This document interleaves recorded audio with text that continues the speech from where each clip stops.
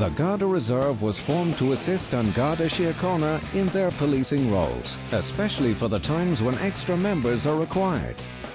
To find out more about the people that are involved with the Garda Reserve, we talked to 3 members about their experiences working with the Garda Reserve.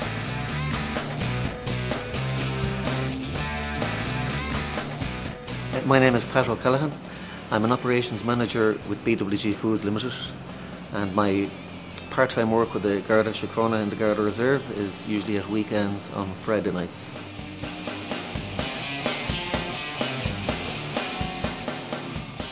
Well, going back to my youth, I always wanted to be a policeman. I applied for it, and I applied for the airport here at the same time, and I got the airport job, and when the Garda Reserve came up, I jumped at the opportunity.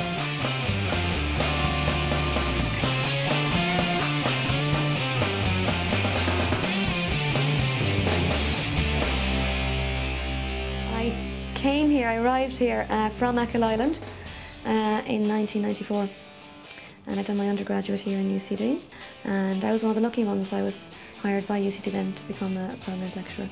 The aspect that I like the most would be the community policing, and I just wanted to be out there in my community doing something that mattered, where I felt I could make a difference.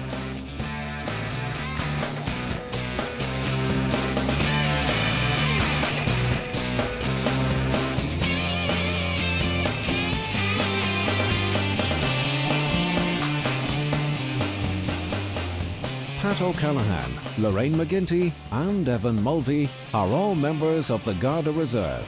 In addition to having full-time jobs, they all volunteer their time to provide assistance to the full-time members of An Garda Síochána. You will indeed, yeah.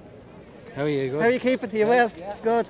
I look at the Garda Reserve as another organisation of volunteers, like there's Civil Defence, Order of Malta, and the Garda Reserve is no different. It's a volunteer organisation. When I saw the opportunity for when the reserve came up, and to see the fantastic work that the full-time members of the Garda Síochána do, I said, this is an excellent chance for me. Where is I Square?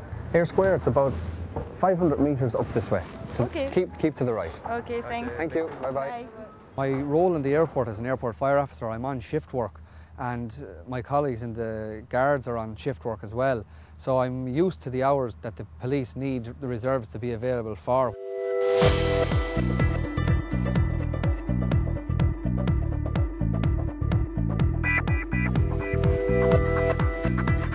On an average Sunday of an All-Ireland football final, Leinster final, our day would start at 9:30 in the morning. We would have a PowerPoint presentation where the superintendent in charge of the event will address the members who are working at the event. He will explain the whole running of the day. That usually finishes around 11:30 a.m. and we go to our points. This is a control zone at the moment, and you cannot bring alcohol inside this area, okay? Tell me please, good lad. All right, thanks. Okay, no problem. Whoever has a bag, like anybody could have alcohol, so you just keep an eye for weapons and stuff like that. Hello, how you doing?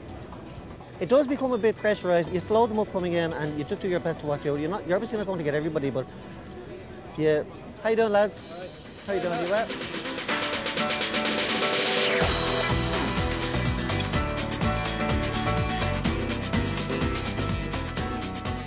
Oh, if anything, it's given me more confidence in my role in interacting with the people I meet in my everyday job. And the same too within the Garda Síochána and your role with dealing with the public.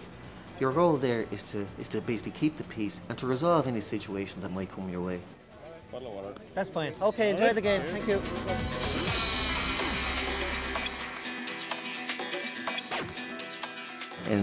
In All-Ireland Day in Croke Park, or even All-Ireland semi-final day, when you have 85,000-90,000 people at the match, there's a fantastic buzz, and you interact that with the people. It's a fantastic buzz.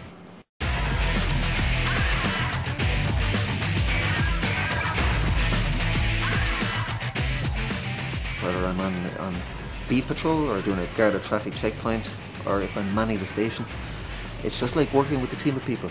We have a great, cordial, amicable relationship, and we have been very well accepted by the full-time members. The roles played by the members of the Garda Reserve involve almost all aspects of policing in the community. Reserve members experience varied duties from station to the street.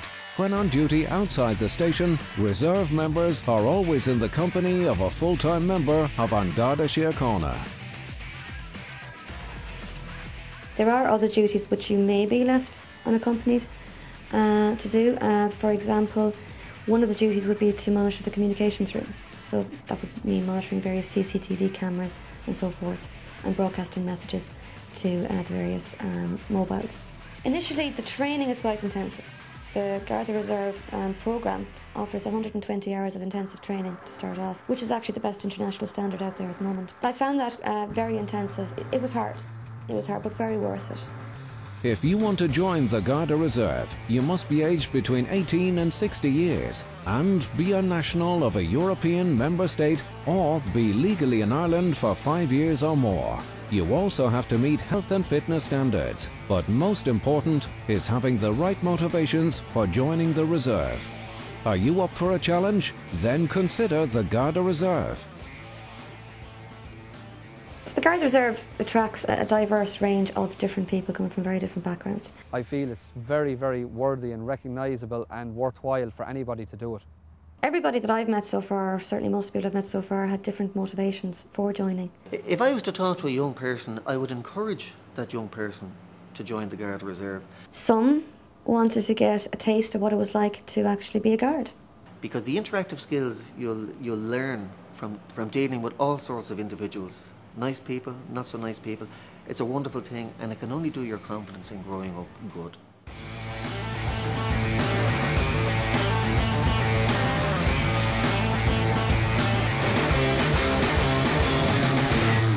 For more information, log on to www.garda.ie or www.publicjobs.ie.